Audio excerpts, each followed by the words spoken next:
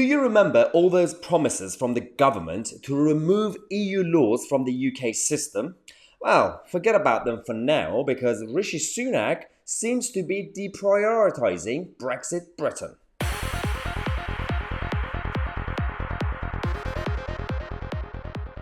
Hello everybody, welcome to the UK's most watched political show on the internet. We will be your voice, we will be your advocate, and we will be standing up to the establishment, from the left-wing nutters to the globalist elite. First, we're going to come to you guys every half an hour today with a number of updates. Well, I'm going to talk about what's going on with this government. His Majesty's so-called Conservative government and chaotic cabinet. That Tory unity lasted for 10 minutes anyway, but it's all about the empty promises, the broken promises. Rishi Sunak has already made a couple of U-turns. One of them was shale gas and extracting shale gas. He promised in his manifesto for his leadership election to actually support it and to go to the local communities, incentivize them, and when necessary, do it. He put a ban on it. The second one is this one. So Jacob Rees-Mogg spent some time as minister to prepare the UK government to remove a huge number of EU laws that still exist in our country despite the fact that we left the European Union. I mean, this is absolutely astonishing anyway. Now, on the one hand, there are about 2,400 EU laws that still exist. So if you want to talk about the situation in a sense that, well, I just came up with the idea to remove the EU laws by Monday, everybody will say you're absolutely crazy, from the civil service to the pundits and everybody else and lawyers. And they will be right, because you can't really plan 2 days ahead or 1 day ahead.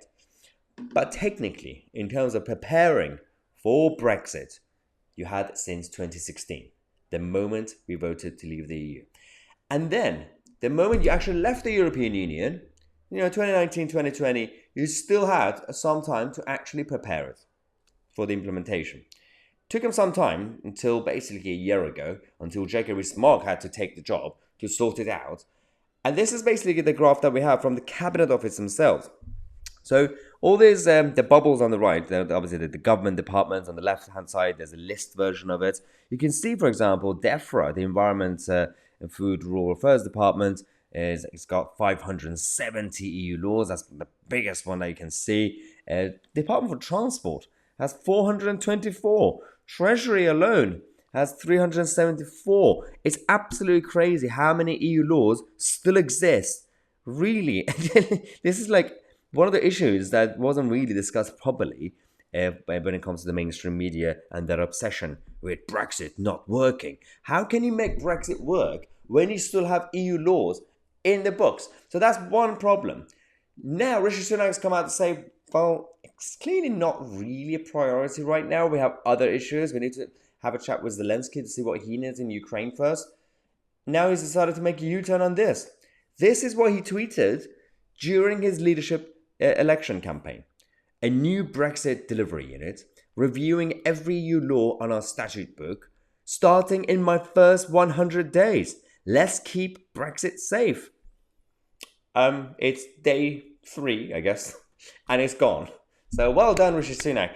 Absolutely astonishing how these people were criticizing Liz Truss, rightly so, by the way, for making empty promises. And actually, to be fair, she tried to do them. She was just terrible at making them happen. These guys are going back to the old days, the consensus of essentially just giving out empty promises to win the support of the people, or in this case, the Tory members, who didn't even actually get a vote. Once in power, they will come with excuses because they will just listen to the top civil servant and say, yes, I was told by Sir Humphrey that we can't really do that anymore. It is weird. He says, well, we're still going to do it. Rishi Sunak says, we're still going to do it. Not yet. Not yet. We've heard that many times before. On the one hand, we are battling with the left-wing nutters and Keir Starmer's potential government. And on the other hand, we have these guys.